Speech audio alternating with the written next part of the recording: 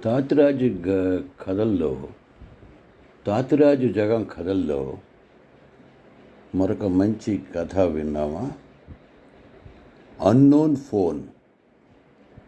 దయానందం తను పంపాల్సిన శుక్రవారం కథ గ్రూప్కి ఎఫ్పిలో పోస్ట్ చేసి బాల్ కుర్చీలో కూర్చుని తీరుబాటుగా అప్పటికే వచ్చిన కథలు చదవడం మొదలుపెట్టాడు. ఒక కథ పూర్తయింది. ఈలోగా ఫోన్లో మెసేజ్ వచ్చినట్లు అది గుర్రుమని వెంటనే మెసేజ్కి వెళ్ళి చూశాడు. పేరు లేదు, నెంబర్ ఉంది. కింద విషయం ఇంగ్లీష్ అక్షరాల్లో ఇలా ఉంది: నమస్తే దయానందం గారు, బాగున్నారా? గుర్తుపట్టారా? నేను చింతా కాంతారావుని. మీ కథలు చదువుతుంటాను, అంతే, మరేం లేదు. ఎవరి కాంతారావు? తనకి ముగ్గురి కాంతారావులు తెలుసు. ఒకరు కత్తుల కాంతారావు, సినిమా యాక్టర్. తెలుసునంటే సినిమా యాక్టర్గా తప్ప వేరే పరిచయం లేదు. ఇంకో కాంతారావు రాయగడాలా ఉంటారు, గొప్ప గాయకుడు. మూడో కాంతారావు అర్బన్ బ్యాంక్ రోడ్లో కొన్నాళ్ళు టీ దుకాణం పెట్టి అది ఎత్తిపెట్టి ఇప్పుడు బేగుల దుకాణం నడుపుతున్నాడు. వీరెవరూ కాదు, ఎవరో లే అని ఊరుకున్నాడు దయానంద్. మన్నాడు అదే నెంబర్ నుంచి ఫోన్ వచ్చింది. సరే ఎవరో చూద్దామని ఫోన్లో హలో అన్నాడు. సార్, నేను చింతా కాంతారావుని సార్, మీ కథలు చదువుతుంటాను సార్, చాలా బాగుంటాయి. ఓహో, థ్యాంక్ యూ సార్. సార్, మీరు నాకు కొంచెం సహాయం చేయాలి సార్. మా నాన్నగారు పోయారు సార్, 10వ రోజు కర్మ చేయాలి సార్.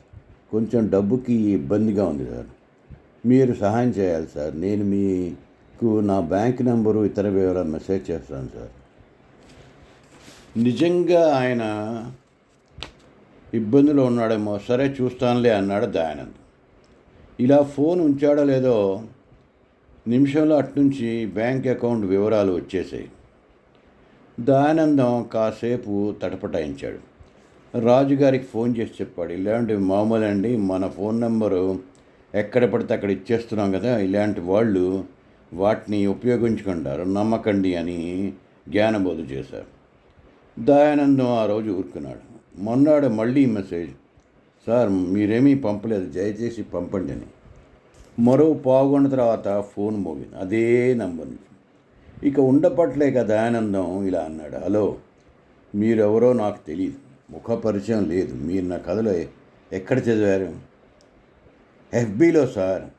సరే, ఏ గ్రూప్లో? పుస్తక ప్రపంచంలో సార్. అలాంటి గ్రూప్ ఒకటి ఉందా? నేను గ్రూప్లో మెంబర్ కానీ నా కథలు రావే అన్నాడు దయానందం. లేదు సార్, వచ్చేవి, మీరెప్పుడూ చదివేవారు. అది సంవత్సరం కిందట సార్. మరీ ఈ సంవత్సరం అంతా ఏమీ చదవలేదా? నా ఉద్యోగం పోయింది సార్, చికాకుల్లో ఉన్నాను సార్. చూడు మిస్టర్, నెంబర్ దొరికింది కదా అని ఇలా అబద్ధాలు చెబుతూ మోసగించే ప్రయత్నం మోసగించే అలవాటు ఉంటే ఏ ఉద్యోగం ఉండదు. ముందు ఆ ప్రవర్తన మానుకో. నేనే సహాయం చేయను, మళ్ళీ నాకు ఫోన్ కానీ మెసేజ్ కానీ చేయకు అంటూ ఫోన్ పెట్టేశాడు దయానందం. ఆ తర్వాత మరో ఫోన్ లేదు.